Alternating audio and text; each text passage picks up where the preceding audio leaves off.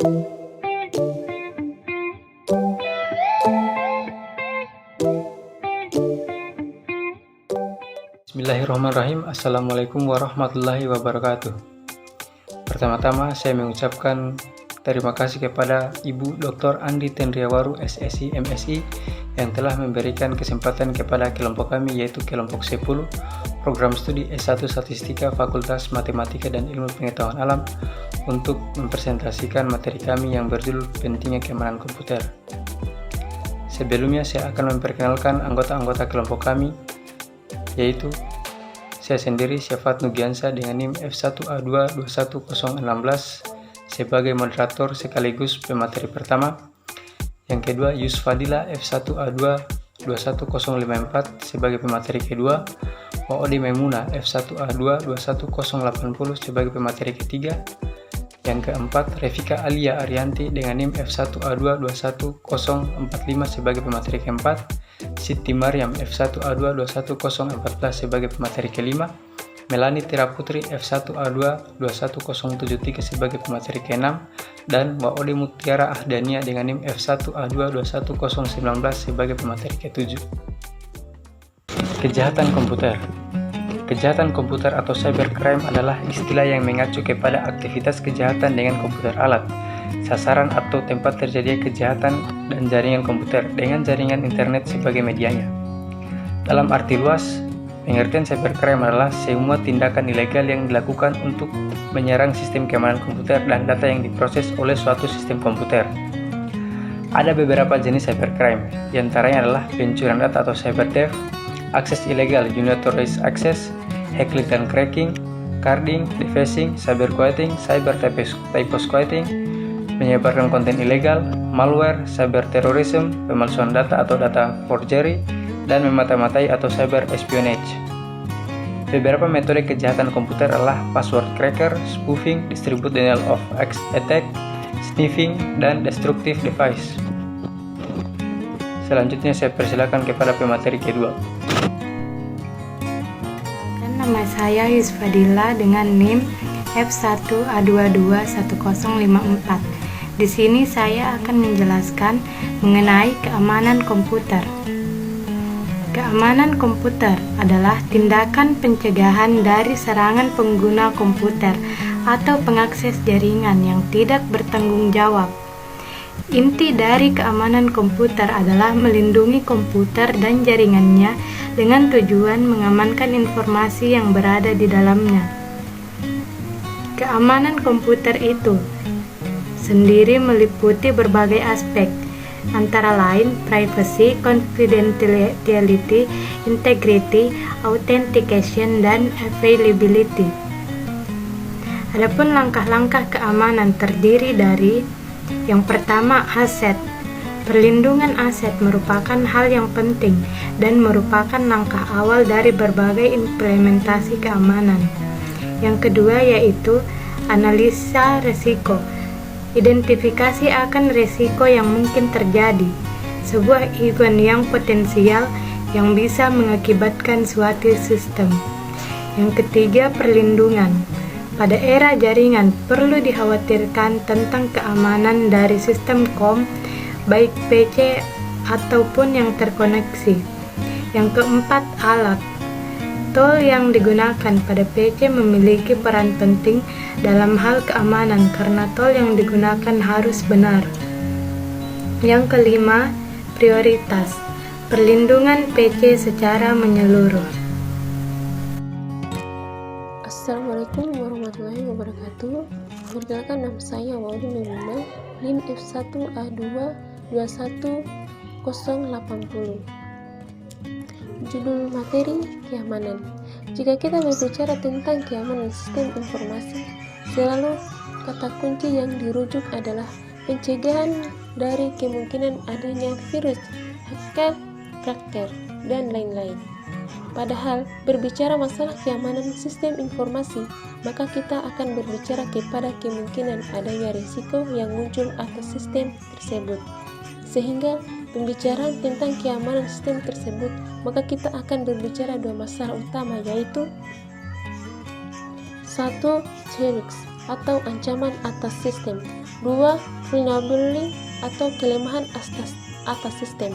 Adapun kriteria yang perlu diperhatikan dalam masalah keamanan sistem informasi membutuhkan 10 domain keamanan yang perlu diperhatikan, yaitu 1.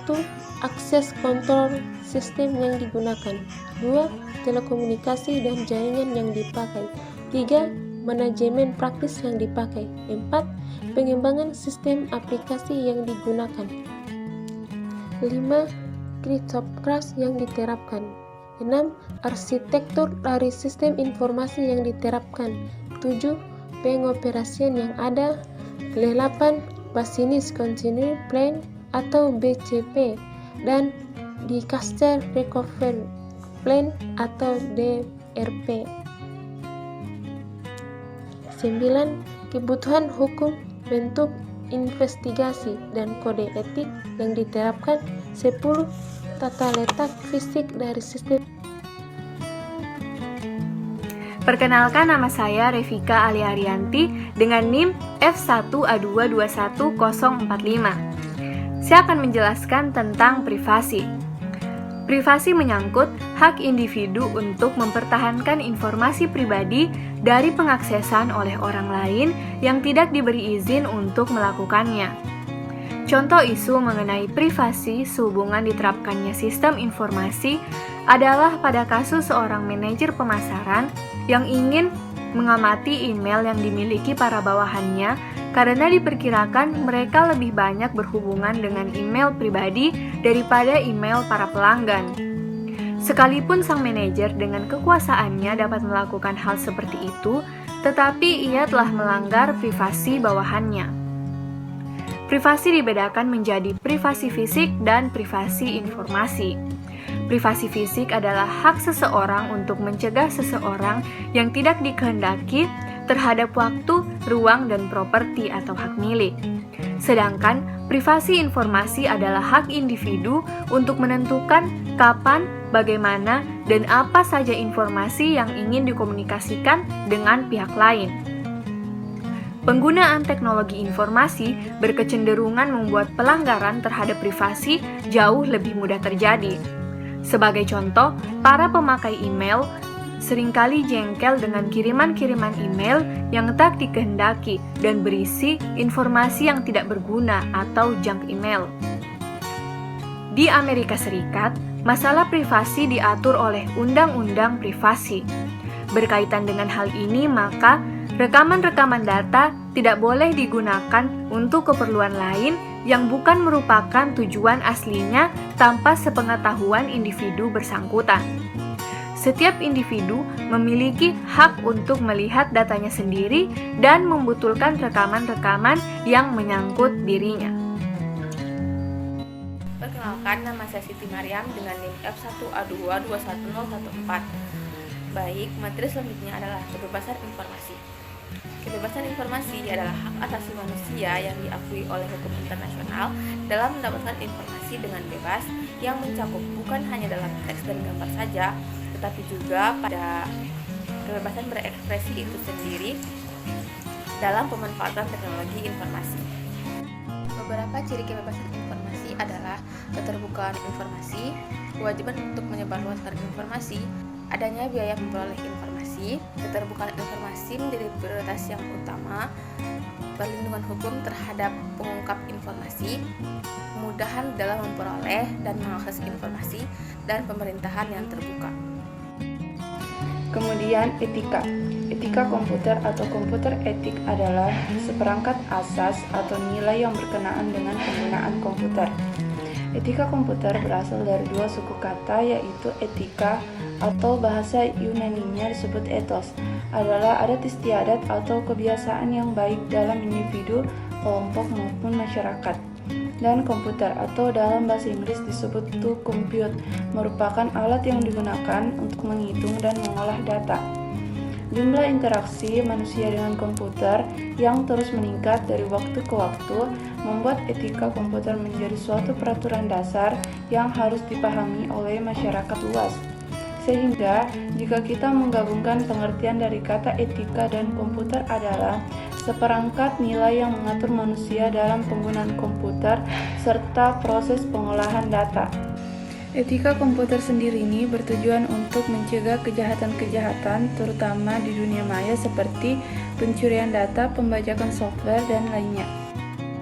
Dunia dengan NIM F1A2210019. Langsung saja saya akan menjelaskan materi saya. Kepercayaan merupakan konsep dengan banyak dimensi yang telah dipelajari pada berbagai ilmu disiplin ilmu. Di dalam pengembangan sistem interaksi komputer manusia, fokusnya adalah pada hubungan antara desain dan kegunaan sistem serta reaksi pengguna. Karakteristik yang paling umum yang menjadi acuan penting dalam pemodelan kepercayaan antara lain yang pertama, kepercayaan dapat diarahkan, artinya dapat atau terdapat hubungan yang berorientasi pada pihak yang mempercayai dan pihak yang dipercayai. Kedua, kepercayaan bersifat subjektif, inheren pada pendapat pribadi dan bisa berbeda untuk setiap individu dalam situasi tertentu. Tiga, kepercayaan bergantung pada konteks, artinya keyakinan subjektif terhadap entitas dalam konteks tertentu. Yang keempat, kepercayaan dapat diukur. Artinya, nilai kepercayaan dapat digunakan untuk mewakili derajat yang berbeda. Kepercayaan entitas yang lain juga mendasari permodelan, komputasi, dan evaluasi kepercayaan. 5. Kepercayaan bergantung kepada sejarah. Artinya, pengalaman masa lalu mungkin saja mempengaruhi tingkat kepercayaan saat ini. 6. Kepercayaan bersifat dinamis. Artinya, tidak monoton dan berubah sesuai dengan waktu. Kepercayaan manusia dalam sistem informasi komputer dapat terbentuk jika keamanan komputer dapat menjamin dan mengamankan semua privasi pengguna komputer maupun dunia maya. Kesimpulan yang dapat ditarik pada materi ini, keamanan komputer adalah melindungi komputer dan jaringannya dengan tujuan mengamankan informasi yang berada di dalamnya, mencegah terjadinya suatu serangan terhadap sistem. Dengan demikian, kita perlu memperhatikan desain dari sistem, aplikasi yang dipakai, dan human atau admin. Ketiga faktor tersebut merupakan cara yang baik untuk mencegah terjadinya kebocoran sistem, serangan, dan lain-lain. Ya, itulah presentasi materi dari kelompok kami. Lebih dan kurangnya mohon dimaafkan. Akhirul kalam, subhanakallahumma wa bihamdika, asyhadu an la ilaha anta, astaghfiruka wa atubu ilaik.